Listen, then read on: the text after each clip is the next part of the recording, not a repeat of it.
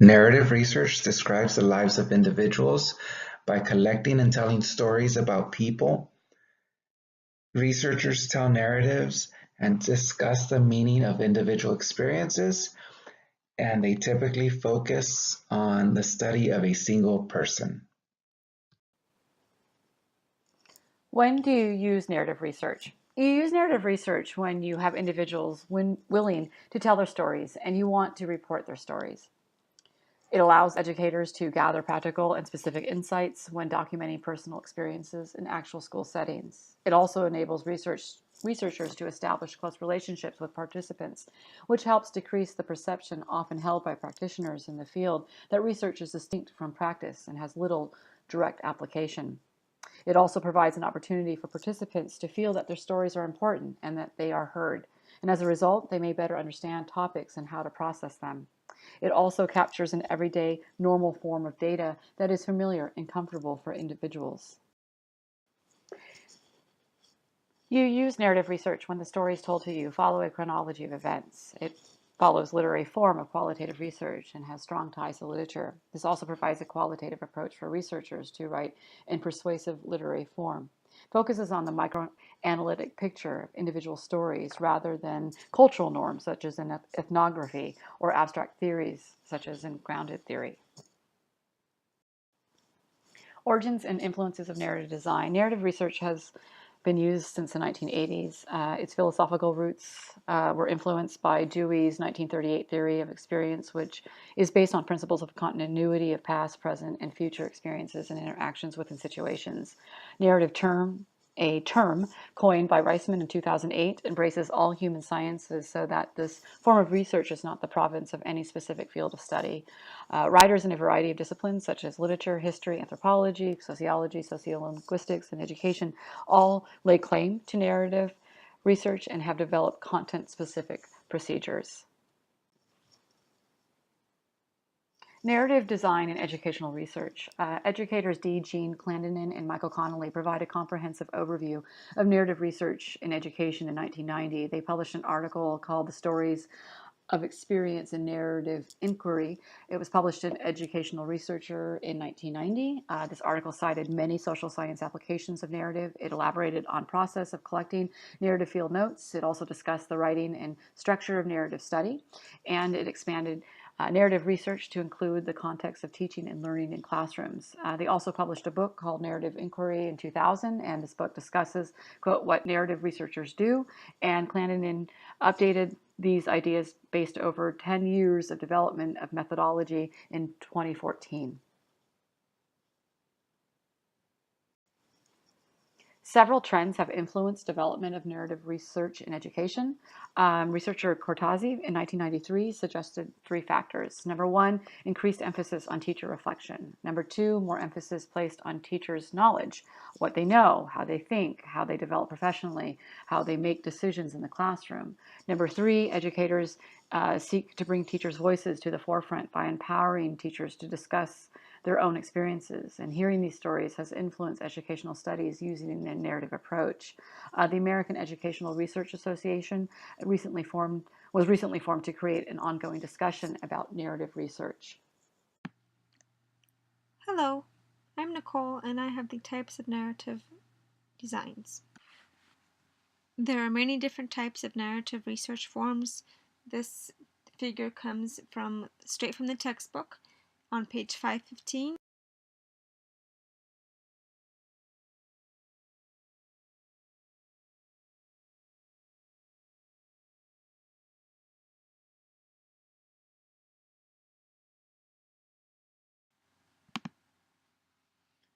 Next would be questions to consider in narrative design. There are 5 questions and I will elaborate on the next couple of slides.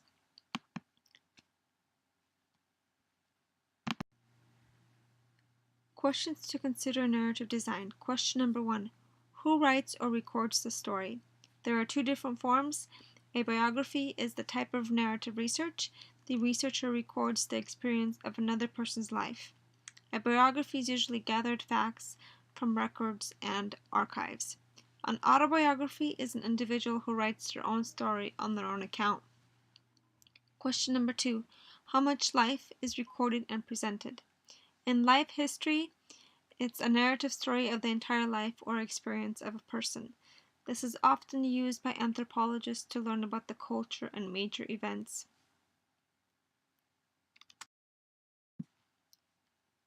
Question number 3. Who provides the story? In teacher stories, the teacher shares personal classroom experience that captures the lives of a teacher as a professional and examines the teaching style. Children's stories often share their learning experience in the classroom from different perspectives can be provided in the educational setting. Question number 4. Is the theoretical lens being used? The theoretical lens is usually a perspective or an ideology that provides structure for advocating for groups of individuals. This lens can provide a voice to individuals who are often marginalized in a community, and their voices are often not heard. And question number 5, can narrative forms be combined? Yes, a narrative study can be combined with different elements, blended with an biography or an autobiography, and the theoretical lens, for example, the feminist perspective. We will now be transitioning into the key characteristics of narrative design. There are 7 characteristics that consist of narrative design, and these are individual experiences, chronology of the experiences, collecting individual stories, restoring, coding for themes, context or setting, and collaborating with participants. All these take a big part and role into narrative design. So first one is individual experience, which is where the inquirer, the person asking the questions, often studies a single individual, focusing on the experiences of one or more individuals in most cases. It doesn't necessarily have to be one, but in most cases, the inquirers prefer to do multiple individuals. In narrative inquiry, individual experiences can be both personal and social interactions. According to the philosophical thoughts of John Dewey, an individual experience is a central lens for understanding a person. Individual experiences also focuses on understanding individual history or past experiences and how it contributes to present and future experiences. Number 2 is chronology of experiences, which is where the researcher aims to understand the individual's past, present, and future. The researchers analyze and write about an individual's lives and organizes events using time sequence or chronology events depending on the time that it occurred. The third key characteristic of narrative design is collecting individual stories, which is a story is the first-person oral telling or retelling of an individual. Stories often include narrative elements such as conflicts or struggles, characters and protagonists, and other plot elements in which the conflict is resolved. Stories can be collected from several data sources. These are referred to as field texts. Some examples of individual stories include journals, letters, family stories, photographs, memory boxes, collection of items, etc. Some of the key, number 4 is restoring. It's a process in which researcher gathers stories and analyzes them for key elements. An example of that would be the time, place, the plot, or the scene of the story. Rewrites the story and takes place in chronological sequence, so it takes place from if it happened in the morning, then the evening, then the afternoon, and then the evening. That's how we would retell the story, just how it happened. There are several ways to restore a narrative, and one of them is transcribing and restoring a transcript, problem solution narrative structure, and 3-dimensional space narrative structure. Number 5 is coding for themes, which is a process of coding collecting data of stories into themes or categories. It provides the complexity of story and adds depth to the insight about understanding individuals' experiences. So we code to better understand what is it that they are talking about, right? And so we put this into different categories or themes, as mentioned, to better understand their experience. Number 6 is context or setting, which is the process in which the individual experienced the central phenomenon. So where it took place, where the story took place. Narrative research includes rich detail about setting or context of the participants' experiences. The setting in narrative research is where the story physically occurs. So and that could be at your mom's house, your workplace, your actual home, your school organization, etc. Any physical place. Number 7 is collaborating with participants. And collaboration happens between the researchers and the participants in the study. Collaboration may include in numerous steps, the research process including from formulating the central phenomenon to deciding which types of field text will yield helpful information, to writing the final restorative rendition of individual experiences, to name a few steps. It is also essential to negotiate relationship between the researcher and the participant to lessen the potential gap between the narrative told and the narrative reported. So we want to ensure that we are telling the story just as the participants shared it with us. Steps in conducting a narrative study. So in the next few slides, we'll be talking about the steps in conducting a narrative study. And this slide is a nice chart that the authors provide on page 525. And it just kind of shows you visually all the steps that relate to a narrative study. Okay, step one. Step one is to identify a phenomenon to explore that addresses an educational problem. From there, they identify an issue or concern within that phenomenon. So researchers seek to understand personal or social experiences of an individual or individuals in an educational setting. Step two, they deliberately select an individual from whom they can learn more about the phenomenon.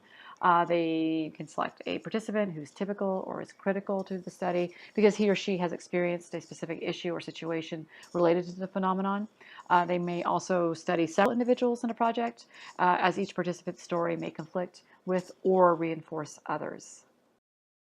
Okay, step three is to collect the story from the individual or the participant.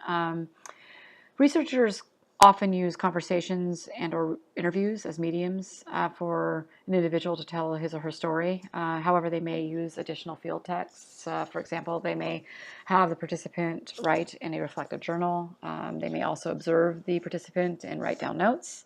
They may collect letters sent by the individual. They can also gather stories from friends and family. They can also collect documents such as memos and official correspondence. They may obtain photographs, memory boxes, and other artifacts. They may also record information about the individual's life experiences, such as their experiences with dance, theater, music, art, and literature. Step 4. Restory or retell the individual's story. The reader will better understand the story by the participant if you sequence the narrative in a logical order. Story elements include time, place, plot, and scene, characters, actions, problems, and resolutions. Step 5. Collaborate with the participant, storyteller. Collaboration can assume several forms: negotiating entry into the site and the participant, working closely with the participant to obtain field text to capture the experience, writing and telling the individual's story in the researcher's words. Step 6. Write a story about the participant's story. Present the story of the individual's experience, Highlight specific themes that emerge during the story. Incorporate the literature and research studies about the problem into the final section of the study. Step 7. Validate the accuracy of the report. Several validation practices. Member checking, triangulation among the data sources, and searching for disconfirming evidence.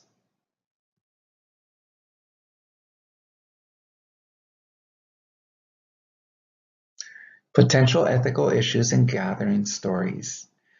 The first one is faking the data. This usually happens when an individual is not truthful about the stories.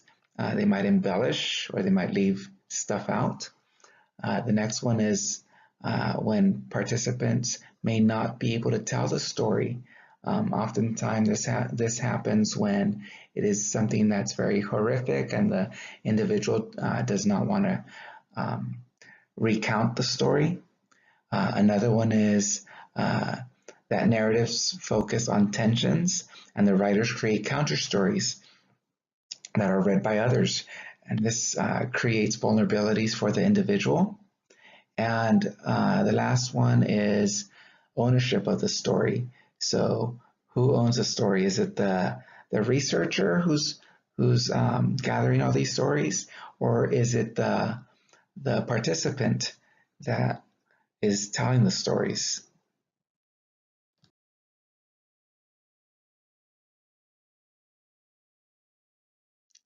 Evaluating a narrative story.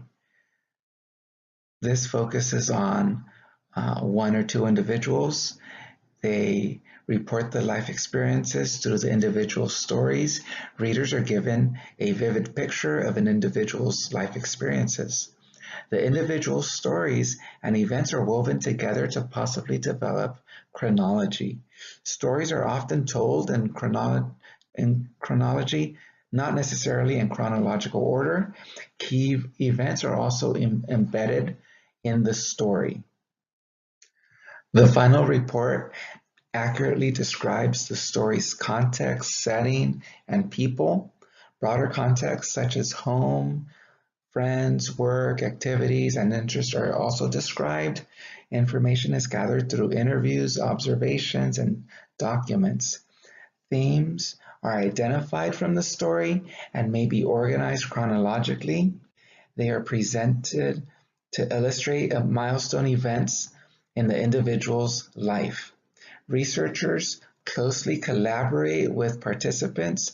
Participants are invited to look over the data being collected and may involve the participant shaping the final story to be told in the narrative. Okay, so for the next few slides, I'm going to give you a brief overview of a narrative inquiry study that we located on the internet. It's called A Narrative Inquiry of Teachers' Perceptions Regarding the Professional Development Experiences. It was published in 2007 by researcher Teresa Nugent for Western Michigan University. A link to the study is provided on the slide. This particular study is an excellent example of narrative research design, as it employs many of the steps and characteristics that we discussed previously in this presentation. Okay, so basically the purpose of this narrative inquiry was to explore teachers' perceptions of their experiences for professional development. The researcher felt that teachers' voices were essential to understanding possible connections between teacher learning via professional development experiences and improved student outcomes. The researcher also incorporated 4 questions that guided the study. We've provided those questions here. You can read through them to kind of give you context for the type of narrative research that was conducted. Okay, so the participants of this study comprised of 8 first and second grade public school teachers in a small district, and each teacher was recommended by his or her school principal. The teachers needed to possess 3 qualifications in order to participate. First, they needed to possess 5 years of teaching experience. Second, they needed to demonstrate a passion for teaching and an eagerness to participate in professional development opportunities. And number 3, they need to be willing to apply new skills and knowledge in the classroom. The research design of this particular study mirrors the steps and characteristics that we've discussed previously. The researcher conducted initial face-to-face interviews and had participants keep reflective journals. The researcher also asked open-ended exploratory questions. Also employed a follow-up meeting with each individual to check accuracy of notes and transcripts of participants' responses. And also, the researcher mentioned that they emailed narrative stories to participants to discuss corrections, clarifications, and elaborations. So after reading the study, we discussed the strengths and limitations. And for the strengths, we found that the narrative inquiry process provided detailed information about each teacher's perception of professional development experiences and connections, if any, to student outcomes. In the study, the researcher provided a retelling of each individual story, and we found out that shed light on each participant's experience with district professional development. They discussed the barriers they encountered, their application of new knowledge, their role in a learning culture, the impact of professional development within their profession and classroom, and also each teacher's preference for professional development opportunities. We also found that a combination of the teacher's thoughts and feelings, also the direct quotes provided helpful insight into how each teacher perceived the profession and professional development experience. For the limitations, we found that it was a single study with a small population, which cannot be generalized to a larger population. And we also felt that the teachers who were interviewed shared their eagerness to participate in professional development opportunities. We were wondering if they should have also included the perspectives of teachers who are more hesitant or reluctant to participate in professional development at their school site.